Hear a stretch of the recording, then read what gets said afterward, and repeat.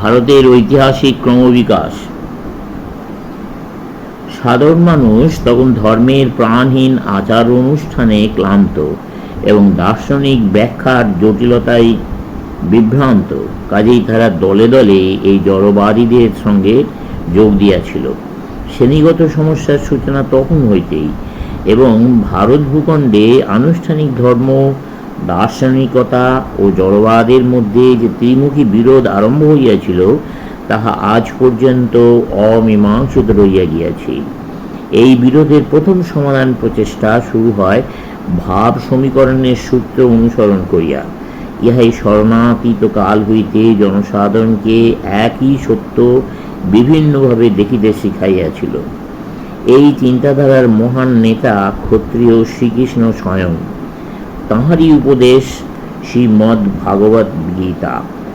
জৈন, বৌদ্ধ এবং অন্যান্য বহু সম্প্রদায়ের অভ্যুত্থানের ও বিপর্যয়ের পর অবশেষে শ্রীকৃষ্ণ অবতার রূপে প্রতিষ্ঠা লাভ করিয়াছিলেন এবং যথার্থ জীবন দর্শন রূপে গীতা স্বীকৃতি লাভ করিয়াছিল। বর্ণাধিকারে শ্রেষ্ঠ আসন লাভ করিবার জন্য রাজন্যবর্গের যে দাবি এবং পুরোহিত কুলের বিশেষ সুযোগ সুবিধার বিরুদ্ধে জনসাধারণের বিক্ষোভজনিত যে উত্তেজনা, তা সাময়িকভাবে প্রশমিত হইলেও তার মূলীভূত হেতু যে সামাজিক বৈষম্য, তা তখনও দূর হইল না, রহিয়াই গেল।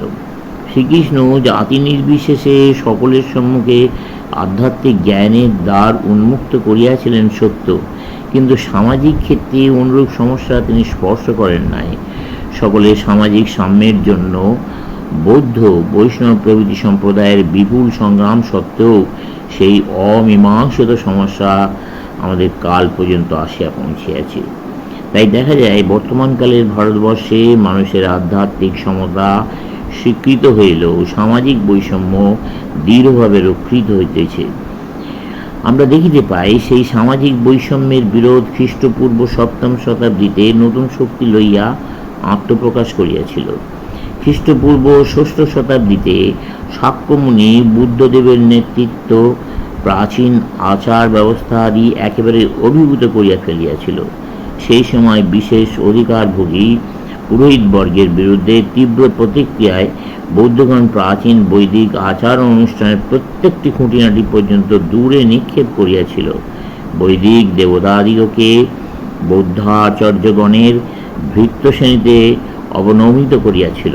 সেই সঙ্গে এই কথা ঘোষণা করিয়াছিল যে স্রষ্টা বা সর্বনিয়ন্তা বলিয়া কিছুই নাই, উহা পুরোহিতগণের আবিষ্কার অথবা কুসংস্কার মাত্র। পূজা অনুষ্ঠানে পশুবলি নিবারণ করিয়া বংশগত জাতিভেদ ও পুরোহিত কুলের আধিপত্য লুপ্ত করিয়া এবং আত্মার নিত্যত্বে অবিশ্বাস করিয়া বৌদ্ধ ধর্মের লক্ষ্য ছিল বৈদিক ধর্মের সংস্কার করা। বৌদ্ধ ধর্ম কখনো হিন্দু ধর্মকে ধ্বংস করিতে চাহে নাই, প্রচলিত সমাজ ব্যবস্থাও বিপর্যস্ত করিতে চাহে নাই। বৌদ্ধগণ একদল ত্যাগী সাধুকে একটি সন্ন্যাসী সম্প্রদায়ে সুগঠিত করিয়াছিল। কতিপয় ব্রহ্মবাদিনী নারীকে সন্ন্যাসিনী রূপে গড়িয়া তুলিয়াছিল, আর যজ্ঞবেদী স্থানে সিদ্ধ মহাপুরুষদের প্রতিমূর্তি স্থাপন করিয়াছিল। এইভাবেই প্রাণশক্তি সম্পন্ন একটি পদ্ধতি প্রবর্তিত হইয়াছিল। খুব সম্ভব এই সংস্কারকগণ দীর্ঘকাল ধরিয়া ভারতের জনসাধারণের আনুগত্য লাভ করিয়াছিলেন এবং যদিও প্রাচীন শক্তিসমূহ কখনোই সম্পূর্ণ নিষ্ক্রিয় হইয়া পড়ে নাই, তথাপি বৌদ্ধ প্রাধান্যের কালে তাহাদের মধ্যে প্রভূত পরিবর্তন সাধিত হইয়াছিল। প্রাচীন ভারতবর্ষে সর্বযুগেই মননশীলতা ও আধ্যাত্মিকতার জাতির প্রাণকেন্দ্র ছিল, রাজনীতি নয়। বস্তুত আধুনিককালের মতো প্রাচীনকালেও রাজনীতিক ও সামাজিক ক্ষমতা, আধ্যাত্মিক সাধনা ও বিদ্যাবুদ্ধি চর্চার নিম্নে স্থান পাইত। মুনি, ঋষি এবং আচার্যগণ যে সকল শিক্ষাকেন্দ্র পরিচালনা করতেন, সেগুলিকে অবলম্বন করিয়াই জাতীয় জীবন উচ্ছ্বসিত হইত। সেই জন্য দেখা যায় পাঞ্চাল, বারাণসী ও মিথিলাবাসীদের সমিতিগুলি আধ্যাত্ম সাধনা ও দার্শনিক উৎকর্ষের মহান কেন্দ্ররূপে গড়িয়া উঠিয়াছিল। কালক্রমে আবার এইগুলি আর্য সমাজের বিভিন্ন দল উপদলের পক্ষে রাজনীতিক উচ্চাভিলাষ পূরণের কর্মকেন্দ্রে পরিণত হইয়াছিল। আধিপত্য লাভের জন্য কুরুপাঞ্চাল যে যুদ্ধে পরস্পরকে ধ্বংস করিয়াছিল, সেই যুদ্ধের ইতিহাস প্রাচীন মহাকাব্য মহাভারতের মাধ্যমে আমরা পাইয়াছি। পূর্বাঞ্চলে মগধ ও মিথিলাকে ঘিরিয়াই আধ্যাত্মিক প্রাধান্য আবর্তিত হইয়াছিল, এবং কুরুপাঞ্চাল যুদ্ধের অবসানে মগধের রাজশক্তি কতটা প্রাধান্য লাভ করে। এই পূর্বাঞ্চলই বৌদ্ধদিগের প্রধান কর্মক্ষেত্র ছিল, এবং সেখানেই তাহাদের সংস্কারমূলক কার্যাবলী অনুষ্ঠিত হয়।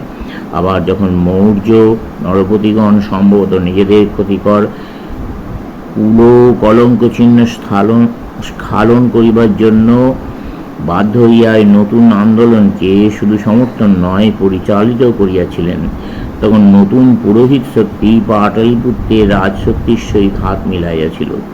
একদিকে বৌদ্ধ ধর্মের জনপ্রিয়তা এবং নতুন প্রাণ শক্তি যেমন মৌর্য রাজন্যবর্গকে ভারতবর্ষের ইতিহাসে শ্রেষ্ঠ সম্রাট রূপে গৌরবান্বিত করিয়াছিল, অন্যদিকে তেমনি মৌর্য রাজশক্তির সাহায্যে বৌদ্ধ ধর্ম সমগ্র বিশ্বে প্রসার লাভ করিয়াছিল, এবং আজ পর্যন্ত তার চিহ্ন আমরা দেখিতে পাইতেছি।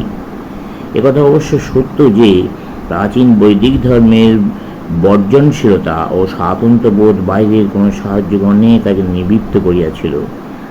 ইহারই ফলে বৈদিক ধর্ম যেমন সুচিতা রক্ষা করিতে পারিয়াছিল, তেমনি অনেক হীন প্রভাব হইতেও নিজেকে মুক্ত রাখিতে সমর্থ হইয়াছিল।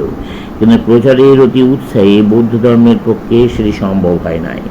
অত্যধিক গ্রহণ প্রবণতার জন্য বৌদ্ধ ধর্ম কালক্রমে সক্রিয় বৈশিষ্ট্যের প্রায় সবটুকুই হারাইয়া ফেলে, এবং জনপ্রিয়তার চরম আগ্রহে কয়েক শতাব্দীর মধ্যেই মূল বৈদিক ধর্মের তীক্ষ্ণ বুদ্ধিমত্তার সঙ্গে প্রতিযোগিতা করা আর তার পক্ষে সম্ভব ছিল না। বৈদিক সম্প্রদায় ইতিমধ্যে পশুবলি প্রভৃতি বহু অবাঞ্ছিত আচার অনুষ্ঠান পরিত্যাগ করিয়াছে, এবং প্রতিদ্বন্দ্বী বৌদ্ধ ধর্মের উদাহরণ হইতে শিক্ষা গ্রহণ করিয়া বিশেষ বিবেচনার সহিত মূর্তি উপাসনা, মন্দিরে শোভাযাত্রা প্রভৃতি জাঁকজমকপূর্ণ উৎসবাদির প্রভূত পরিবর্তন সাধন করিয়া যথাসময়ে পতনোন্মুখ ভারতীয় বৌদ্ধ ধর্মকে এককালীন নিজ আবেষ্টনীর মধ্যে গ্রহণ করিবার জন্য প্রস্তুত হইয়াছিল। সিথিয়ানদের ভারত আক্রমণ এবং পাটলিপুত্র সাম্রাজ্যের ধ্বংসের সঙ্গে সঙ্গে সব যেন হুড়মুড় করিয়া ভাঙিয়া গেল। এই আক্রমণকারীর দল নিজেদের বাসভূমি মধ্য এশিয়ার বৌদ্ধ প্রচারকদের আক্রমণে ইতপূর্বেই ক্রোধোদ্দীপ্ত হইয়াছিল। এখন ব্রাহ্মণ ধর্মের সূর্য উপাসনাশ্রী নিজেদের সৌর ধর্মের প্রভূত সাদৃশ্য তাহারা লক্ষ্য করিল, এবং যখন ব্রাহ্মণগণ তাদের বহু আচার পদ্ধতি নিজেদের ধর্মের অঙ্গীভূত করিয়া গ্রহণ করিতে সম্মত হইল, তখন সহজেই তারা ব্রাহ্মণদের পক্ষ অবলম্বন করিল। তারপরেই এক অন্ধকারময় যুগের কৃষ্ণ যবনিকা নামিয়া আসিল, যার দীর্ঘ ছায়া ক্ষণে ক্ষণে ইতস্তত প্রসারিত, কখনো যুদ্ধের কোলাহল আর্তনাদ, কখনো ব্যাপক নরহত্যার জনশ্রুতি। এই ছিল সেকালের পরিস্থিতি, আর তাহার অবসানে এক নতুন অবস্থার নতুন দৃশ্যের সূচনা হইয়াছিল। তখন আর মগধ সাম্রাজ্য নাই, প্রায় সমগ্র উত্তর ভারত পরস্পর বিবদমান ক্ষুদ্র ক্ষুদ্র সামন্তরাজ কর্তৃক শাসিত হইতেছে। পূর্বাঞ্চলে এবং হিমালয়ে সন্নিহিত কোনো কোনো প্রদেশে এবং সুদূর দক্ষিণে ছাড়া সমগ্র ভারতবর্ষে বৌদ্ধ ধর্ম তখন লুপ্তপ্রায়। আর সেই পরিস্থিতির মধ্যেই বংশানুক্রমিক পুরোহিত শক্তির সঙ্গে দীর্ঘ সংগ্রামের পর জাতি জাগিতেছে। জাগিয়া উঠিয়া দেখিল জাতির জীবন একদিকে বংশগত ব্রাহ্মণের, অন্যদিকে নবযুগের বর্জনশীল সন্ন্যাসীর। এই দ্বিবিধ পৌরোহিত্যের কবলে এই সন্ন্যাসী সম্প্রদায় বৌদ্ধ সংগঠনের শক্তির অধিকারী হইলেও বৌদ্ধদের মতো জনসাধারণের প্রতি সহানুভূতি সম্পন্ন ছিল না। ইহার পর প্রাচীনের ধ্বংসস্তূপ হইতে নবজাগ্রত ভারতবর্ষের অভ্যুত্থান হইয়াছিল।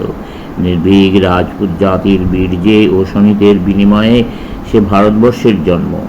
মিথিলাসের ঐতিহাসিক জ্ঞানকেন্দ্রের নির্মম ক্ষুরধার বুদ্ধি জনৈক ব্রাহ্মণ কর্তৃক সেই নবভারতের স্বরূপ ব্যাখ্যাত, এবং আচার্য শঙ্কর এবং তার সন্ন্যাসী সম্প্রদায় প্রবর্তিত এক নতুন দার্শনিক ভাবের দ্বারা সেই ভারত পরিচালিত, এবং মালবের সভাকবি ও সভাশিল্পীবৃন্দের সাহিত্য ও শিল্প দ্বারা সে ভারত সৌন্দর্যমণ্ডিত।